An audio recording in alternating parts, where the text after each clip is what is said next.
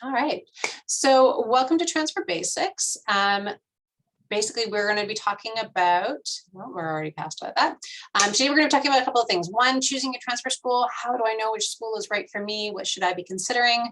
We're going to talk about all the different options that are available to you. We're going to talk a little bit about transfer pathways and what an ADT is and how to get one and why you might want one.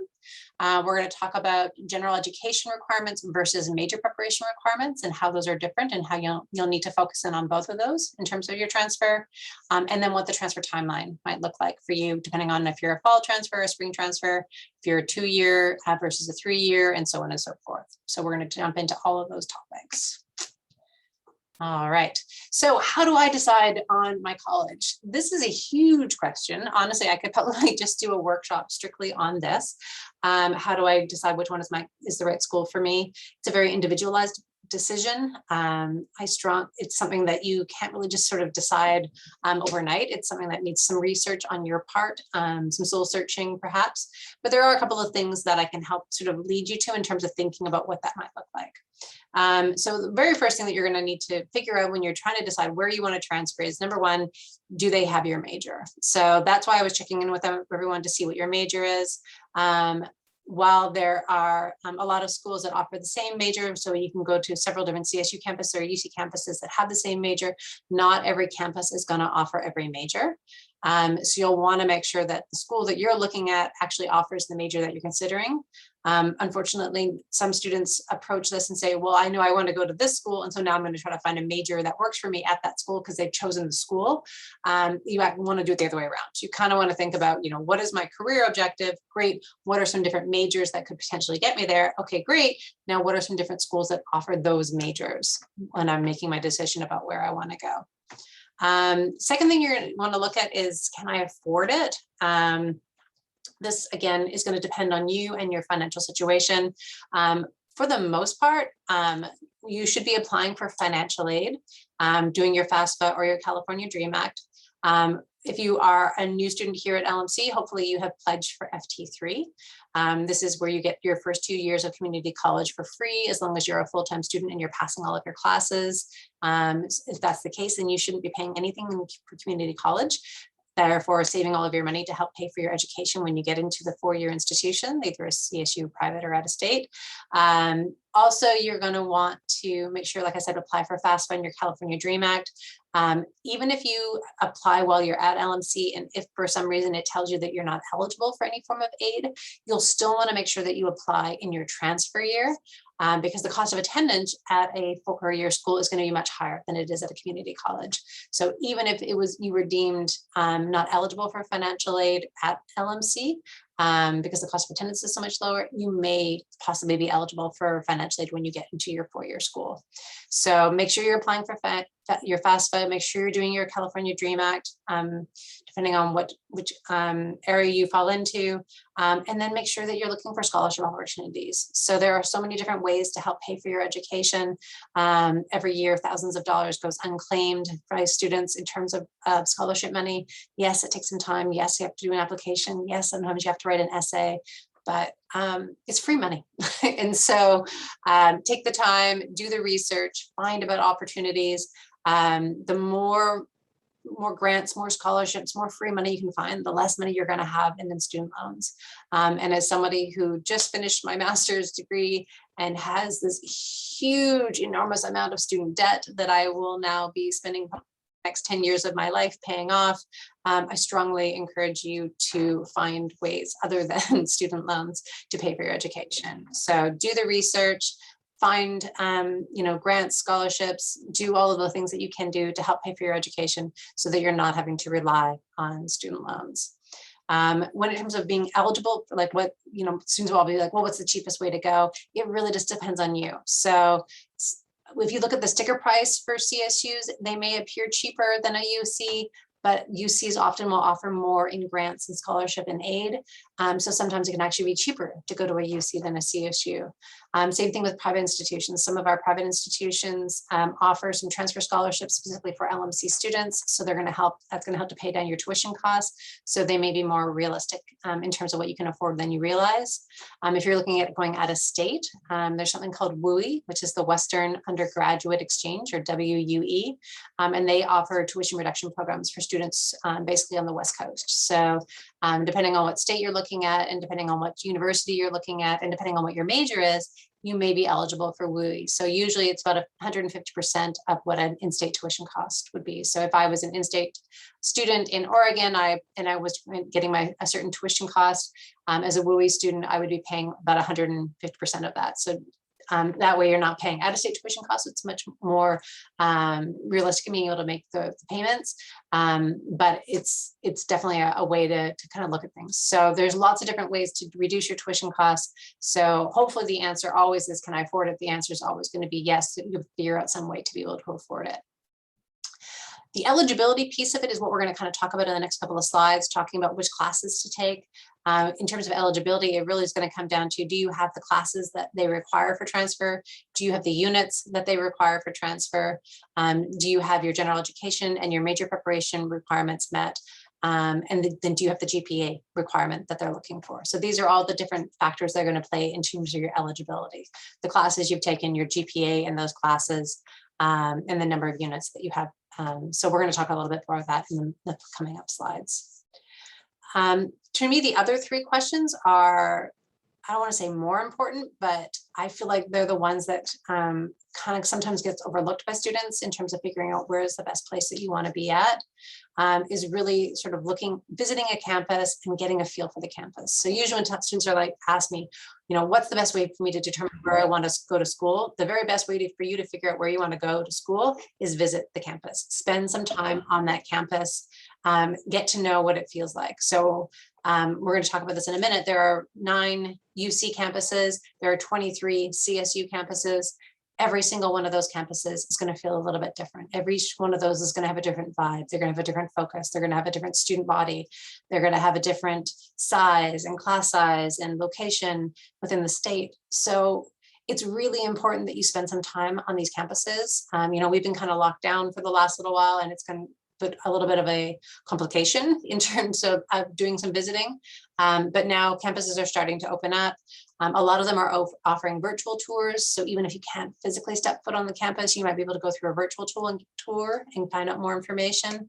But I strongly encourage you to jump in your car, grab a couple of friends, grab your family, whoever you want to go with, or just go by yourself and visit each campus that you're considering applying to.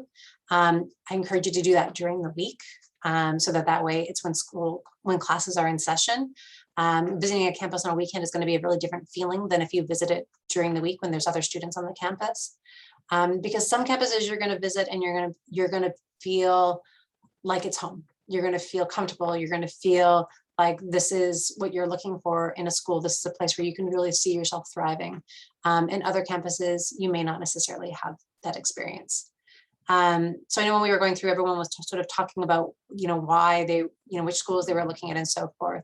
So I think, Destiny, you mentioned being interested in Sacramento State. Can I ask why you chose Sacramento State? I visited it before during high school, like on field trip, and I just like the environment. Awesome. Perfect. Awesome. So yeah, you walked on the campus, you saw what it was like, you had that experience. Perfect. Anybody else want to share how they chose their school through a campus visit?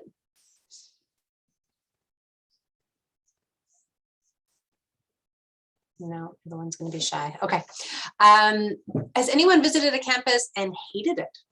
Did anybody go and visit a campus and walk off that campus and say, oh my gosh, I would never want to go to that school?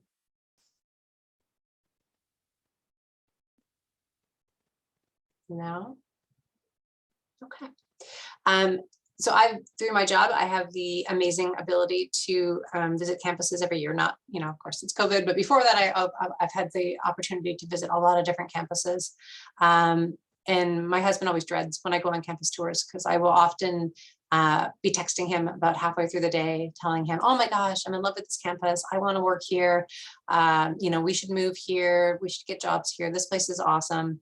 He had that experience when I visited UC Davis. I've actually been to Davis many times now because I look for workshops and events and conferences that are being hosted there just so I can go back to the campus again. I love walking around the campus. I love the Arboretum. I love the fact that there's people on bikes and hammocks and hacky sacks, and I love the vibe of it. I've had that experience on a couple of other campuses as well. And then I've had some campuses where I visited and I've texted him halfway through the day saying, don't worry, no interest in working here. This is so not where I want to be. This is not what I thought. UC Berkeley was one of those campuses for me. I don't like going to Berkeley anyways, because the traffic is horrible. You can never find anywhere to park. But for me, the campus just had such a different vibe. It was much more serious. It was very politically charged, which so is not me. So it was just a really different environment. Some of you may be listening going, oh my gosh, I would love to go to Berkeley. That's my dream. Awesome, cool. And that's great. It's a very individualized choice. So it's really important that you set foot on campus. Some students will tell me that they really, really want to go to a campus. And I ask, oh, well, why is that? When you visited there, did you like it? Oh, I've never been there, but my friend told me it was great. It's like that, everyone is going to have a different experience on a campus. You're going to have, a very physical reaction to being on a campus. So I usually encourage students to do something called the bench test. So what that is you actually visit the campus, you walk into the middle of the campus and you sit down on a bench and you look around and you think, is this where I want to be? How do I feel about being here? What kind of services and supports and people come to this campus? Some of the students I go on tours with, I remember we went out to the University of Nevada, Reno. We usually do a tour there every year. And I took a group of students with me, and one of the students who worked in my office went with me, and I said, what do you think of the campus? So we'd spent, 6 hours walking around the campus, seeing housing, seeing classrooms, seeing all the services. And, there was, Greek life, there was clubs, there was so much life on the campus. And I was like, what do you think? I'm like, isn't this place amazing? He's like, oh yeah, like what a really cool campus. And I said, yeah. I said, can you imagine yourself here? And he's like, no, not a chance. I would never ever come here. And I was like, oh. I said, why? And he's like, I look around and he said, I don't see any students who look like me. I don't feel like I would fit in. I feel like I would stand out. This is not a place where I feel comfortable. And I was like, okay, good. So now you know that. And they're like, absolutely. So a lot of the time, choosing a campus is kind of like, figuring out what career you want, or even dating. Sometimes, it's a process of elimination. You kind of figure out what you want and what you don't want. And the more campuses you visit, the more exposure you have to different places and different locations, the easier it's going to be for you to choose. Because you want to think about, do I like where it's located? Do I want to be close to the beach? Do I want to be in the redwoods? Do I want to be in the city? Do I want to be north? Or do I want to be south? Do I want to be in a completely different state? You want to make sure that you look into all of that. And do they have things that you're interested in? So do they have clubs and activities that are happening on the campus that are something that you're interested in, something that you want to participate in? So it's really important that you do your research. So visit the campus, check them out on social media. What are their students saying about them on social media? What kind of students, what are they posting on Instagram or talking about, on different forms of social media? See what's happening. Talk to people who've attended the college, ask questions, talk to your professors, talk to your classmates. Maybe somebody knows, talk to your neighbors, talk to your people that you know in your life, your coworkers, find out where they went to school, ask them about their experience. But then if you get an opportunity, make sure you set foot on the campus before you make your decision about where you want to go. Because like I said, it's a very individualized decision. All right. Button's working. There you go. So transfer options. So what are your options in terms of looking at transfer? So basically you have 4 choices. Within those 4 choices, of course, there's thousands of schools, but within the UC system, you have 9 undergraduate campuses that you get to choose from. CSUs, you have 23 campuses to choose from. In-state private schools, there are hundreds of in-state private schools within the state of California, and out-of-state public and private institutions, you have thousands. So when it comes to choosing about where you want to go to school, really your choices are pretty unlimited. So like I said, when we're choosing about where we want to go to school, there's a couple of things we'll want to consider. And one of those things is those questions that we asked was, how do I determine I want to go there based on my major? So one of the great tools that you can use to be able to do that is using something called TransferBound. TransferBound is found on the LMC site. Can you guys see the TransferBound screen right now? Just want to make sure it's recording. Yes, perfect. Thank you. So on TransferBound, this is a great tool that you can use to be able to determine what school you're looking at, whether or not they offer your major.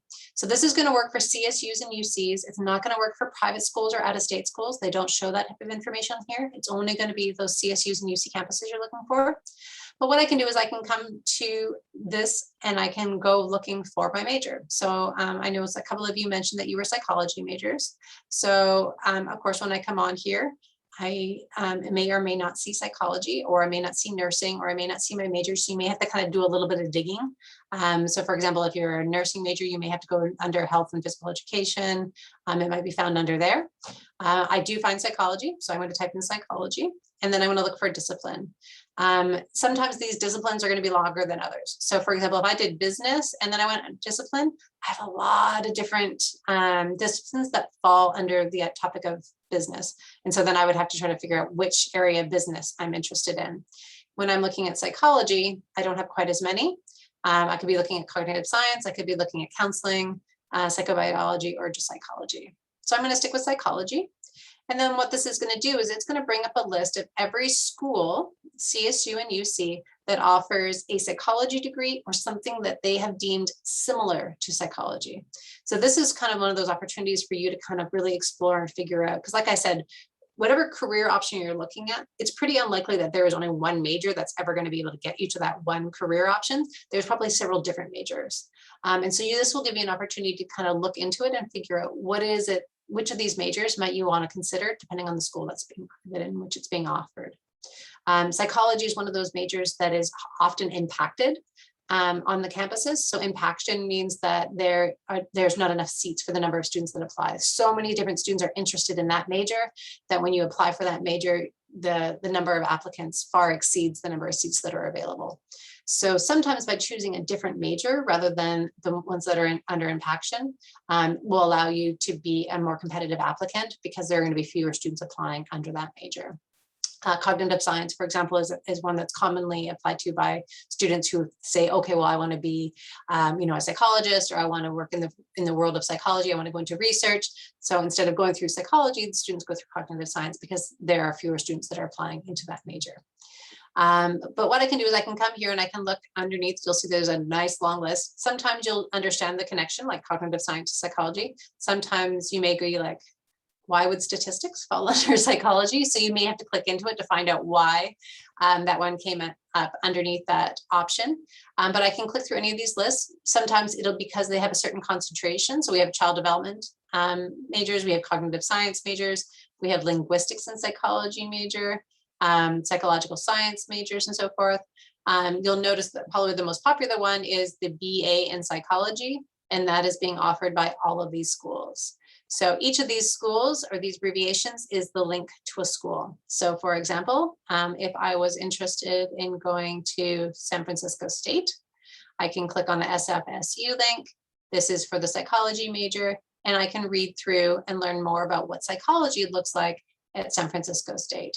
I can learn more about the Impaction program. I can look about the degree requirements. I can check out what the roadmap might look like in terms of what classes I would need to take to be a psychology major and so forth. So I can do that exploration.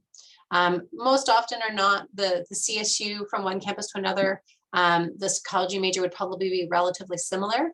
But if I'm looking at a psychology major at a UC versus a CSU, and I start going in and looking at the classes that I'm taking, there might be a really significant difference between what types of classes I'd be taking on a CSU campus versus a UC campus. So it's really important that you take the time to go through and do this exploration. But TransferBound is a great way to be able to figure out what schools are available to you.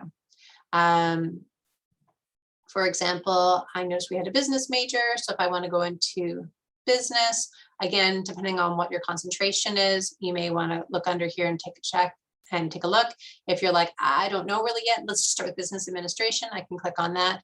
And again, it's going to give me a list of all the different business majors. And this is a very long list with all the different types of concentrations and all the different campuses that are available.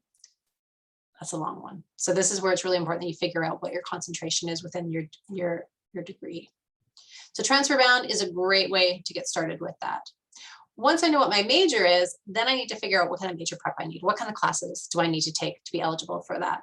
And if I'm applying into a UC system, or if I'm applying without an associate's degree, then Assist is going to be my way to do that. So the Assist website can be a very useful tool. It is not the only way to find out your major preparation. Assist does have its shortcomings. Just like anything else, it is created and managed by a series of individuals. All the different UCs and CSUs have to go in and update their information. So it is not always 100% accurate. It's not always being kept up to date. It's up to the discretion of the individual schools, but it's a great starting point to try to start figuring out, what type of classes would I need. So let's start off with where we're transferring from. So you'll see what we're starting with the academic year of 21-22, because that's where we're at. We're going to start off with looking with Los Medanos College. And then I'm going to look for a school that I'm interested in. So I know that there was mention of Sacramento State. So let's start with that one. I can look that up. And I'm going to click View Agreements. You will notice here that it has defaulted to major.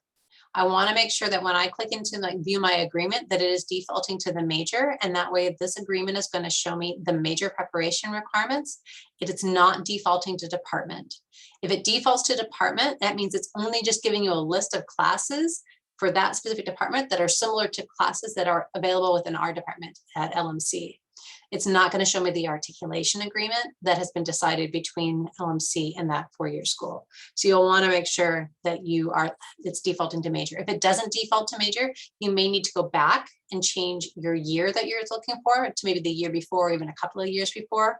Most of them are up to date now. There are some schools that really just don't update their articulation agreement. San Diego State is one of them. You can go back as far as you want, and you're just never going to find an articulation agreement on here for San Diego State. Some schools are just better than others, but you'll want to make sure that it's defaulting to major. Then once I'm on my major, then I can go searching for for what it is. So for example, if we were sticking with our psychology example, I can click psychology and then I can view my agreement. So on this agreement, I'm going to strongly encourage you to spend some time reading the information that's going to appear on the top. All of this information, sometimes it's going to be long, sometimes it'll be short, depending on the school, but it's really important information that you'll want to read through in terms of what they want to let you know.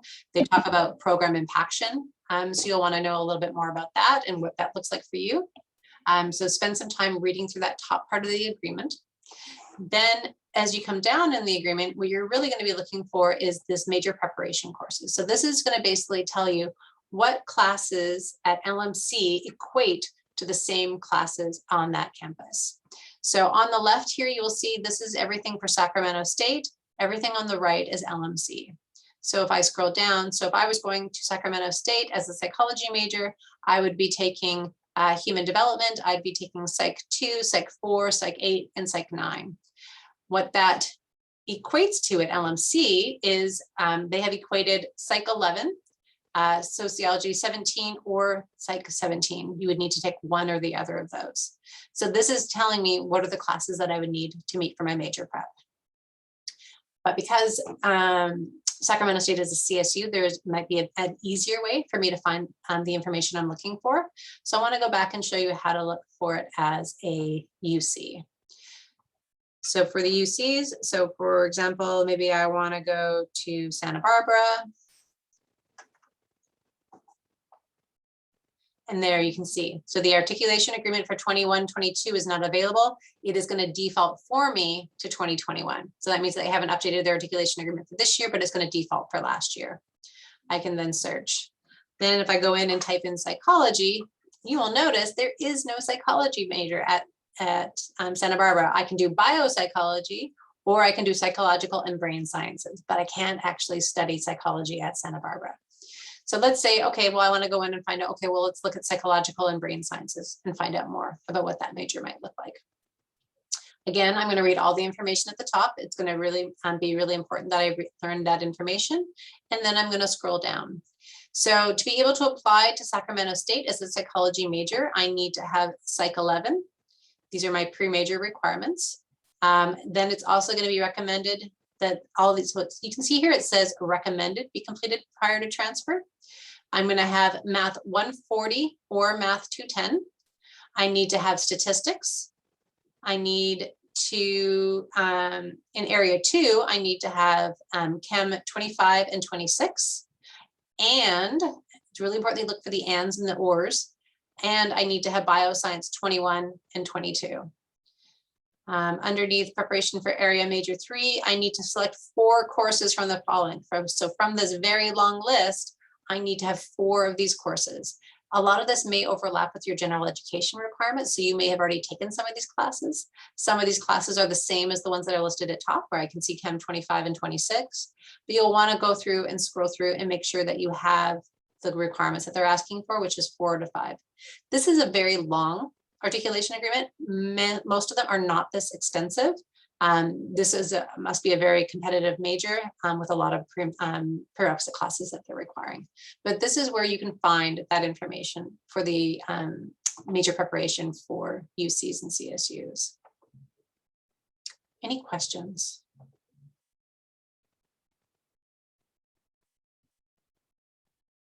Okay. So really the question is then students are asking, oh, sorry. Yes, Abdullah, go ahead. Okay, so like, what if I can't like find what I need? Like, cause like, so like with the transfer and like the majors, like I was looking at the list and I couldn't find what I wanted to do. So what do I do in that situation? Sorry, what do you mean by you couldn't find what you wanted to do?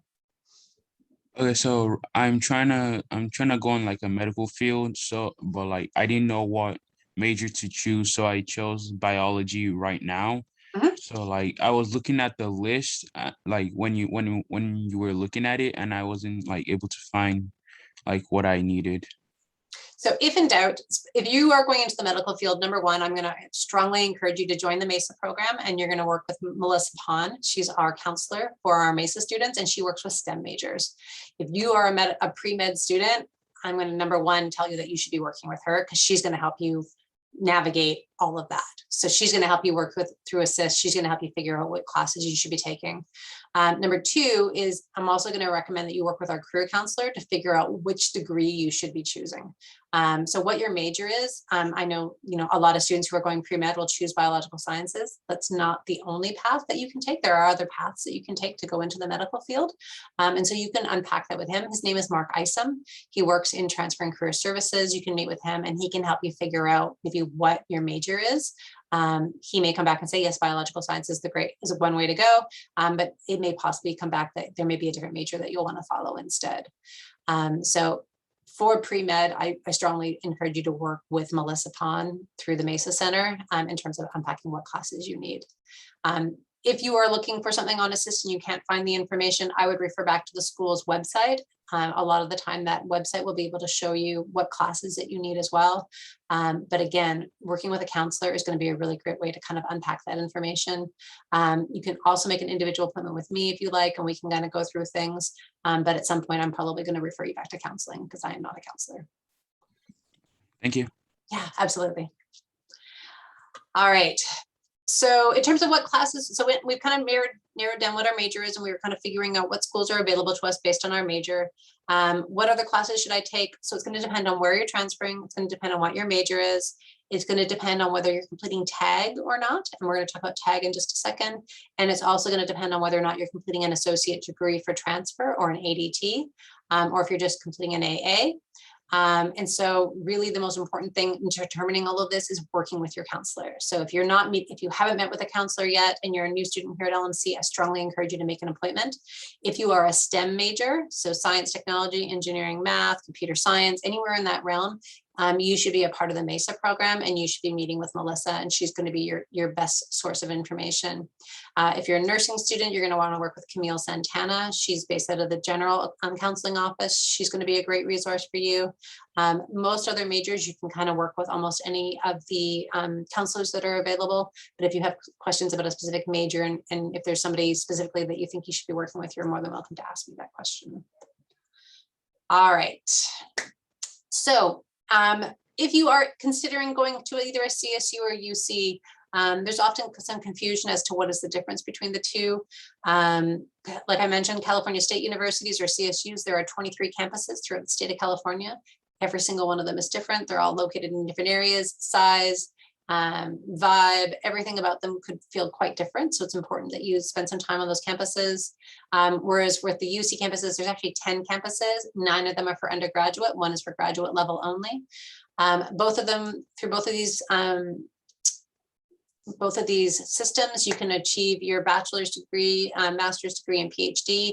A lot of the time, it really depends on which career path you're following. A lot of the time, if you are becoming, say, for example, a teacher and you want to get your teaching credentials, you're more likely to go through the CSU system. Same thing with a lot of our nursing students. While a couple of the UC campuses do offer a nursing program, they are very limited in size and capacity, and a little bit more competitive to get into even than the CSU system. So most of our students tend to go through the CSU system for nursing. Whereas if you're going into more of like a professional degree, so say you want to become a doctor or a dentist, or you're going into like animal studies, a lot of our students tend to lean more towards the UC system. It used to be that you would think of a UC campus as more like a research institution. So if you're really more interested in the research, it used to be much more focused in the UCs, but the CSUs have really developed their research over the last 10, 15 years. And so that's not always the case. You aren't always limited in terms of wanting to research for a UC campus. So it really depends on you. A couple of things I'll hear in terms of the professors. A lot of the time when you go to the UC campus, and again, this vary from campus to campus, a lot of the time in the UC campuses, you will have more access to being able to do on-campus research and have access to like practical experiences because the professors are actually working on their research. And so a lot of your classes may be taught more by like a teaching assistant. Not always the case, but I have definitely heard that experience from students. Whether you're going to CSU or UC, you're still going to have those 60 transferable units completed by the time of transfer. So transferable means that it's either, if you're going to UCs, it needs to be UC transferable. If it's CSU, it needs to be CSU transferable. If in doubt, you can look on Insight or you can look on the college catalog and it'll tell you whether or not a class is CSU or UC transferable. While every class that is UC transferable will probably also be CSU transferable, that's not always the case otherwise. So for example, if any of you happen to be doing co-op or cooperative work experience, the units that you acquire through that are CSU transferable, but they are not UC transferable. So it's something that you'll want to look at when you're reviewing your transcripts to find out which of your classes actually transfer to where you're going. The GPA requirements here, this is the minimum GPA required to apply. So to be able to submit an application to the CSU system, you need to have at least a 2.0. To even apply to the UC, you need to have at least a 2.4. Are you going to be accepted at a 2.0 or a 2.4? It depends on the campus and depending on your major. Most of the time, no. Most of the time, a more competitive GPA is going to be required, especially say you're going into the medical field or you're going into engineering or computer science. You're going to be looking at a much higher GPA threshold in terms of what's being accepted. But just to be able to submit your application, those are the minimum GPA requirements that you're needing. And then we kind of talked about money a little bit already. So these are the sort of the sticker prices for the different schools. So CSUs say approximately, and again, this is going to depend on campus to campus. If you are looking at a rural campus versus an urban campus, there's going to be a big difference. But they say approximately $6,000 a year for CSUs, 13 for UCs. But again, this does not take into consideration financial aid. And like I mentioned, a lot of the time the UC campuses will offer a much better financial aid package than some of the CSU campuses. So we could actually sometimes turn out to be cheaper to go to a UC than it would be to CSU. It'll just depend on the school and your financial need. All right. So the other piece of the puzzle when we come to those 60 transferable units is you're going to be looking at your general education requirements and your major preparations. We talked about major preparations. You can find that information on Assist. Your general education is going to depend on whether you're applying to CSU, UC, private, out of state, or any of the above. So you'll often hear people talk about the Golden Four. So if you're applying into the CSU system, you need to have at least the Golden Four completed to be eligible for transfer. You'll often hear people talk about CSU GE, and I'm going to show you that in a second. It is not a requirement sometimes to have the CSU GE. If you're completing an ADT, of course, it'll be you'll need to have at least one of the general education patterns complete. But if you're not completing an associate degree for transfer, you don't necessarily have to have all of the CSU GE complete, but you do need at least the Golden Four requirements. Whereas if you're applying into the UC campus, many of the UCs will suggest or encourage you to have IGETC. The only campus I know of that requires IGETC is UC Berkeley, but IGETC is one way to be able to complete those general education requirements that you needed. There's 7 of the courses that are required for the UC system. So how do you know which one you want to follow? Again, this is a great conversation to have with your counselor. You should go in prepared to ask this question when you're meeting with your counselor, asking them which one should I be following. General rule of thumb is if you're only applying into the CSU system, you're not looking at any UCs, you can follow CSU GE. If you're looking at both CSUs and UCs and or private or out-of-state schools, IGETC is usually the general education pattern that schools follow or students follow. IGETC is recognized by many private in-state private schools now, and even possibly some out-of-state schools as well. They're starting to recognize what this general education pattern looks like. Some of you may be like, what is CSU GE and what is IGETC? This may actually look familiar to you once I pull it up. So this is your general education pattern for the CSU. So again, if you are only applying into the CSU system, this is the general education pattern you may be following. You need to have completed all the elements of it. So in area A, you will need to have completed oral communication, written communication, critical thinking. When I talked about the Golden Four, basically that is A1, A2, A3, and B4. That's your Golden Four. So when you're completing your application, that's the information you're going to be including. Section area B, you need to have completed 1 from physical science, 1 from life science, and at least 1 of those has to have a lab. From arts and humanities, you will need to have completed a minimum of 1 course from C1, another one from C2, and a 3rd course from either A or 1 or 2. It's up to you. So you need a total of 3 classes, 1 from arts, 1 from humanities, and 3rd from either or. Social sciences, area D, you need to have completed at least 6 semester units, so most likely 2 classes from at least 2 of these disciplinaries. And they can, when we get into the IGETC, it's a little bit different, so I'll explain that one in a second. Lifelong learning, you need to have completed at least 1 of these classes. A new area that has recently just came out that was passed by the state is area F, which is ethnic studies. So if you started at LMC a couple of years ago, you are not required at this point to have completed ethnic studies. If you started this year at LMC, ethnic studies is now a transfer requirement for you. You have to have completed this class to be eligible for transfer. This was not the case a year ago.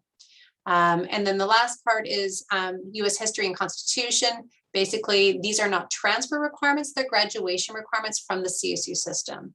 So it means you don't have to have these classes done, but you're gonna have to take them when you get to the CSU. So you might as well take them here because it's cheap and you might as well knock them out now. Also, the thing is if you can complete them now, then it makes you a better looking applicant to them because you've completed more of those transfer requirements. IGETC looks very similar, but it's laid out slightly different. Again, you have area 1, which is your English composition, area 2, which is your math. Area 3 is arts and humanities. Again, you need to have at least 3 courses, 1 from each area. Area 4, you need to have 3 courses for social and behavioral sciences from at least 2 different disciplines. So that means I can't take all 3 classes in gender studies, or I can't take all 3 classes in political science. I have to have them in at least 2 different areas. Physical and biological sciences, I need to have 1 from one area, 1 from the other, and at least 1 of those needs to be a lab. For UCs, I have to have a language other than English, but if you've taken 2 years in high school, then that meets your language requirements, so you would not be required to complete this. If you haven't completed 2 years in high school, then you would need to take at least 1 semester of language other than English. And then we come back to, again, this US history and constitution. Again, this is just a CSU requirement only. It's not a UC requirement. But if you're using IGETC to transfer into the CSU system, you'll need to make sure that you have that completed as well. So those are your general education patterns. And then major prep, like we said, it's going to depend on your major, and that's where you can use assist for. ADTs, you may hear talk of these. These are associate degree for transfers. They also could be like an AAT or an AST. LMC, we offer a large number of ADTs. More and more of our associate degrees are becoming these associate degree for transfers. If you want to learn more about that, you can come here. So for example, I know I had some people in the room who said they were psychology majors. So if you are planning to apply into the CSU system and you are a psychology major, this would be an associate's degree that you can complete. So if I scroll down, I can see what the requirements are. I know it says Math 34, but that's Math 110. They haven't updated their website in a while. But these are the classes I need to have completed in addition to either my CSU GE or my IGETC. So I need to have Introduction to Sociology, Introduction to Biology, Introduction to Research, General Psych, and Introduction to Stats, as well as Psych 10. So if I have all of these classes, as well as my CSU GE or my IGETC completion, I am eligible for an associate degree for transfer. And if I'm applying into the CSU system, this can give me a competitive edge. So the way that the ADT works basically is it's going to give you a couple of advantages. Number one is you don't have to go to assist and sit there and try to go through like every single school and figure out, which class do I need to take for SAC versus San Francisco versus San Diego. You don't need to do any of that. You complete your associate degree for transfer. That makes you eligible to transfer to those CSU campuses with your ADT. Number two is it's going to give you a slight GPA boost. I think it's 0.1% or 0.1 on your GPA. It's going to boost up your application. Number three is they review students who have ADTs. Those applications get reviewed before the students who do not have ADTs. So if you can complete an ADT in psychology, for example, and apply, your application is going to be reviewed before the students who do not have an ADT. And if they're, starting to deny people based off of numbers and your application was reviewed earlier, your chances of being accepted are a little bit higher as well. There are other factors involved. For the CSUs, if you want to make sure that the CSU campus that you're applying to is going to accept your ADT, you can use this link here. So I can go in and do a search. So for example, if I'm going to stick with psychology because that's where I've been. I'm going to pick my major as psychology. I'm going to choose Los Medanos College as the school I'm transferring from. And then I'm going to search for all the different schools I'm interested in. So I'm interested in Sacramento. I'm interested in San Jose. I'm interested in San Diego. I'm interested in San Francisco. And then I can do submit. And this will show me all the different programs on those campuses that will accept my ADT. So if I have an associate degree from LMC in psychology, for Sacramento, I can apply as a general psychology major, but I could also apply as a family studies major if that has something else that you were interested in. San Diego State, I can apply for psychology at the Imperial Valley campus or the San Diego campus. If I'm applying to San Francisco, I can apply as a general psychology studies psychology major. For San Jose, I can apply as a psychology major, a liberal arts major, or a behavioral science major. So I can use that ADT for any of those majors. So this is where you'll want to go and check to make sure that the campus that you're applying to is going to be able to accept the ADT that you're receiving. Any questions so far about ADTs? So once you complete all those classes that are required for the ADT, you just automatically get it? You need to apply for it. We're going to come to that in just a second. And I was just looking at our time. So we're going to talk about that. Thank you, Destiny. I'm going to jump on that in the next screen.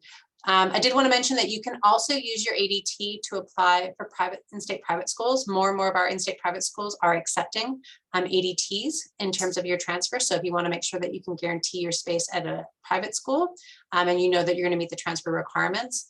AICCU is an organization that lists nonprofit in-state private institutions. So if you wanted to find out more about that, you can visit this link here. If you want to find out, they have a link here, which is really small. It took me a long time to find it. So this is a list of all the institutions that have an articulation agreement.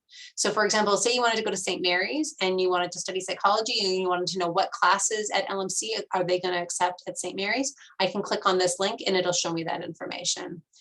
Same thing if I wanted to find out which schools offer an associate degree for or will accept my ADT for private schools, I can click on this to go to a degree with a guarantee, and it'll give me a list of the schools that are going to accept my ADT in private institutions. And there's another way to get to that here. This is your participating institutions. And so I can click on this link and it has this really cool grid that shows me which schools are going to accept which ADTs. So if I want to go to California Baptist University and I was getting an ADT in the administration of justice, they would accept my ADT at that institution. The other place that is also going to accept my ADT are going to be our HBCUs, the historically Black colleges and universities. It's not a requirement to have an ADT to transfer to a private school or an HBCU, but again, it is going to give you that edge. Because the last piece that I didn't mention before about the best thing about getting an ADT is if you complete an associate degree for transfer and then transfer to an institution, they guarantee that it will only take 60 units to complete your degree. So it means you're not going to get to your new school and all of a sudden they're going to say, oh, okay, yeah, but we're not going to accept these classes that you had before. Now you have to take, another 70 or 80 units to be able to receive your bachelor's degree. They guarantee 60 units to completion. So it's going to give you a GPA boost. It's going to guarantee you the fact that you already know what classes you need to take by taking that associate's degree. You're going to have your application reviewed a little bit earlier, and they're guaranteeing you that it will only take 60 units to get to graduation. If you are looking into the UC systems, another way to guarantee yourself a spot on those campuses is through the TAG program. 6 of the 9 UCs offer a TAG. Basically, the way the TAG works is if you have a certain GPA, have completed at least 30 units at the time of application, you still have to complete the 60 before graduation, of course, and they are accepting tags for your major, you may be eligible to go on a tag. And basically they will guarantee your spot as long as you meet those minimum requirements. If you have more questions about this, I strongly encourage you to go to a tag workshop. We've got a couple more coming up. I think there's another one tomorrow afternoon, I believe. We're doing one in person. And then the next one next week is going to be online. So if you want to find out more about the TAG program and whether or not you think you might be eligible for it or want to participate in it, I strongly encourage you to go to one of those workshops. All right. Fall transfer timeline. So when I'm working with students, probably the biggest struggle that students have and one of the biggest barriers for students in terms of transfer is making sure that they're on track for transfer and making sure that they're completing all of their requirements by certain deadlines. So if this was your transfer year and you were getting ready for transfer, as of right now, the UC application is open. You are able to go in and start working on your UC application. We've already started their classes. If spring is going to be your last semester at LMC, you have until today, here's to your deadline, to apply for priority registration. What that means is that you're going to submit a form. You can find it on Insight under forms. You're going to submit that form and that's going to give you priority registration for your spring classes. So if there's like a class that you need this spring and you want to make sure 100% sure that you're going to get into that class, you can apply for priority registration, and it's going to be an earlier registration date than normal to be able to help you be able to get into the class that you need. TAG applications are now currently open. So if you are applying into the UC system and you did want to apply for TAG, after coming to those workshops that I was mentioning and learned out more about that, you'll want to make sure you complete your TAG application by September 30th. That's your deadline.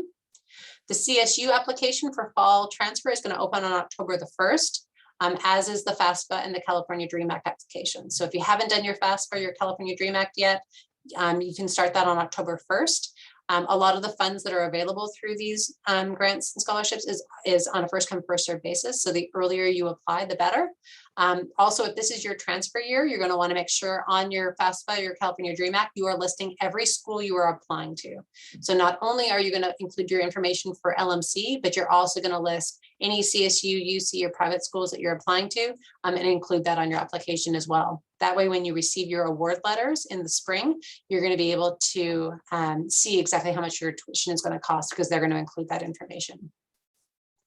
The UC application opens for submission on November the 1st. So while the application itself is open as of August 1st, you can't actually submit it until November 1st. So you'll have some time to work on that. You're going to start registering for your spring classes at LMC in November. And then November 30th is your deadline for both CSU and UC applications. So come November 30th, you have to have submitted both your CSU and your UC applications. Abdullah, did you have a question?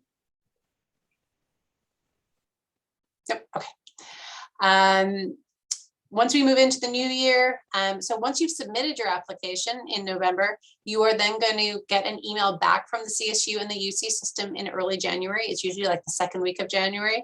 And they're going to ask you to go in and update your application, because when you submit your application, you're going to have classes still in progress. So if this is your last year at LMC, you're still taking classes, you're still completing program requirements, you're still completing those 60 units.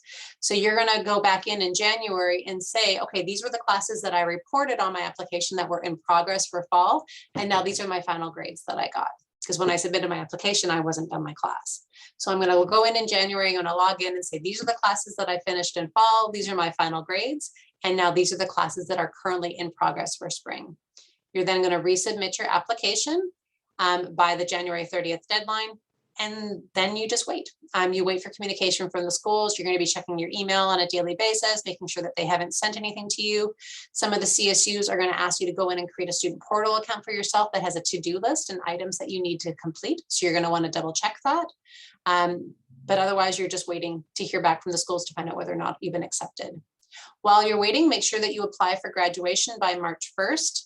On that petition for graduation, you are going to include all degrees that you're getting. So any associate degrees that you're going to be getting. So maybe you're getting like 3 or 4 different associate degrees, because you have maybe if you're a psychology major, your sociology, those classes are really similar. So a lot of students will end up getting both. So you're going to include all the degrees that you're going to be receiving, as well as you're going to list on there if you're completing CSU GE or IGETC, you're going to include that information on your application as well. So that they know to process that and do your certification for IGETC and CSU, because you're going to want to send that to the CSU and UC campus that you're applying to. So that one form for graduation is one, you're going to tell them whether or not you want to walk at graduation. So whether you want to wear your cap and gown, hopefully we'll get to do that this year, wear your cap and gown at graduation. 2, you're going to list all degrees that you're receiving, any associate degrees, whether it's an associate degree for transfer or just an associate degree. And you're going to list whether or not you're completing CSU GE or IGETC, and you need to be certified for that. So those 3 things all go on that same form with a March 1st deadline. Then you're going to start getting your letters from all the CSU and UC campuses. So usually the CSU decisions will come out earlier. They'll start to come out in March. Some of them might February, but most of them are going to come out in March and April. And you'll start getting your acceptance letters along with your award letter that'll tell you how much your tuition costs are going to be. Then in the month of April, you'll start to hear from the UC campuses. By May 1st, you need to have decided if you're going to a CSU campus, which CSU campus you're going to, and you have to submit your letter of intent saying, yes, I'm going to come to this campus. If you're looking at a UC, then you have a little bit longer because those decisions come out a little bit later. You have until June 1st to submit your letter of intent for the UC campuses.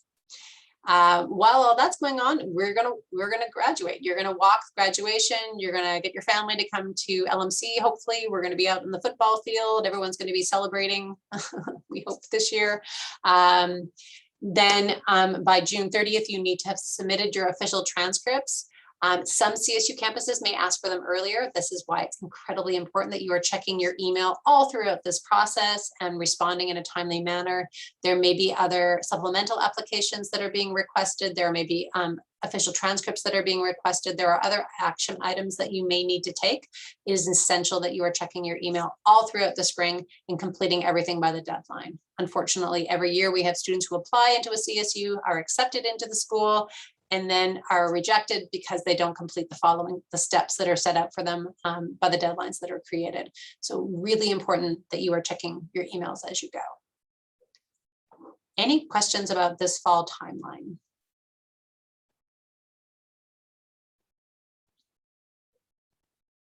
All right, spring timeline's a little different. So if you are a spring transfer, a little bit different, you're gonna start working on, taking your classes in January, completing your FAFSA as well. If you're going to be trying for tag at either UC Merced or UC Riverside, they do accept spring tags for those 2 UC campuses. So you'd be applying for those in May, as well as registering for your fall classes. In July, you're going to be submitting your UC application for a spring start. So this means that you want to be starting in January or February. So you're going to be working on that application. If you're applying for CSUs for the spring, you're going to be applying in August. So this is for those of you who are wanting to do a spring transfer. Then you will apply for graduation. We don't do a walking ceremony in the winter. Unfortunately, you would have to wait until the following spring to actually walk, but you would want to put in your application, again, listing all your degrees, listing whether or not you've completed CSU or IGETC.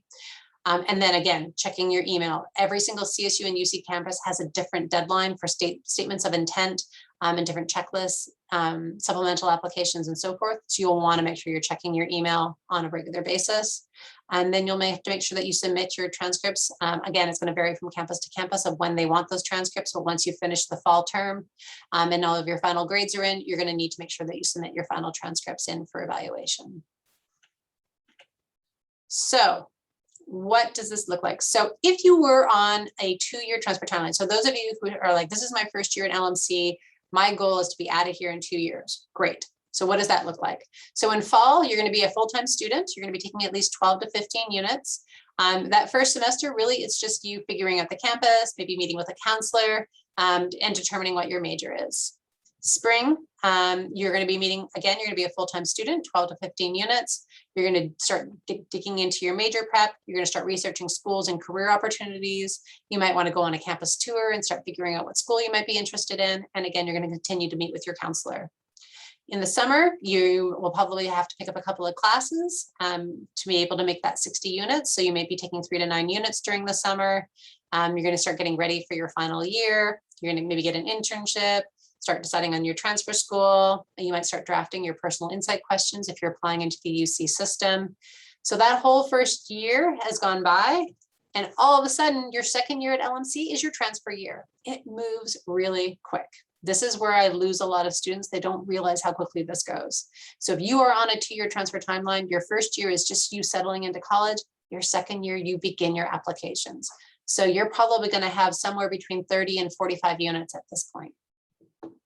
So in the fall, you again are going to be a full-time student, 12 to 15 units, and you're going to start working on your applications for transfer. CSU application, like I said, opens October 1st. UC application opens August 1st, and you have to have both of them submitted by November 30th. You're going to go on some campus tours to make sure that you know which school you're going to transfer to when you get your letters back, and you're going to finalize your personal insight questions for those of you applying into the UC campus. Spring, you are going to be a full-time student again, taking your last 12 to 15 units of classes. All of your classes, all of those 60 units have to be completed by spring. Because in the fall, you're going to be starting at your new campus, your new 4-year school. So you have to have all of those classes completed by the end of spring. You cannot be taking them in summer. Spring is your deadline. So you're going to be going in and updating your applications on the school that you want to go to. You're going to be submitting your student intent to register. So you're going to decide what school you want to go to. You're going to be applying for graduation and your degrees. In the summer, if you want to take a class, you can. It's not going to be eligible towards your transfer, but maybe they'll be able to use the units when you get to your new school. But you're going to be submitting your final transcripts. You're going to be looking for housing and preparing for life at your new campus and your new school. So this is a 2-year transfer line. Those of you who are on a 3-year transfer timeline, basically add a year in the middle of there to figure a few more things out. Maybe you won't be taking 12 to 15 units. Maybe you won't be taking classes in the summer. Maybe that first year you were one major and the second year you're a different major. So now you're taking a whole bunch of other major preparation classes, then that may change. But I wanted to give you an example of what it potentially could look like if you were on that 2-year transfer timeline. A lot of information. So preparing for transfer, how do I remember all of this? How do I do all of this? This seems really overwhelming. Number one, utilize our website. There's a lot of great information on there. I'm going to show you that in a second. TransferBound and Assist, we already went through those. Those are great tools to be able to use. Figure out what schools you want to go to. Think about what that looks like and use your counselor. That's why your counselor is there. They are there to help make sure that you stay on track on where you want to go. So basically you need to be ready to complete your applications a year before transfer. So a year before you're ready to start going to your new school, that's when you're going to start your transfer.